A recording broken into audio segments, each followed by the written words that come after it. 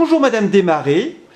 Bonjour. Les journées du patrimoine approchent à grands pas à Montdidier et pour les annoncer, vous avez réalisé de grands panneaux qui ont été installés sur la place du Maréchal Foch.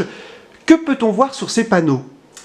Alors, ce que vous voyez, c'est 4 personnages de femmes, de couples, en fait, qui sont en tenue de soirée pour se rendre soit au cinéma ou à une salle des fêtes.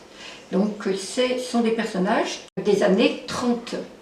Ça permettait déjà de se plonger pour nos futures journées patrimoine dans l'époque des années folles, des années d'après-guerre, de la Première Guerre mondiale.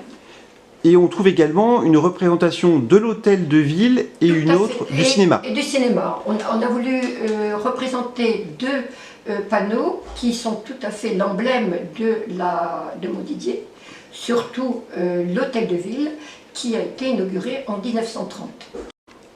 Et pendant les 3 jours, en l'église du Saint-Sépulcre à Montdidier, il y aura une exposition réalisée par les amis peintres amateurs de l'atelier artistique 80.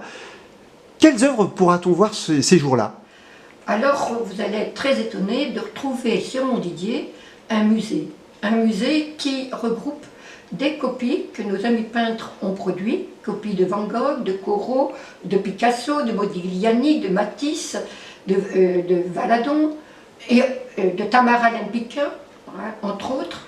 Et vous serez très surpris que pendant cette époque, de 1880-1940, vous verrez que des œuvres connues qu'on retrouve dans des grands musées parisiens ou sur toute la France et aussi à l'étranger. Vous verrez même des peintures qui étaient dans les musées à Saint-Pétersbourg, entre autres, à New York.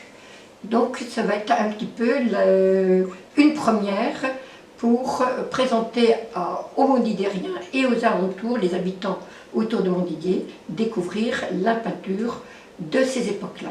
Et l'accès sera gratuit. Et l'accès est gratuit. Et pour la petite histoire, là aussi, vous-même, vous avez réalisé des œuvres.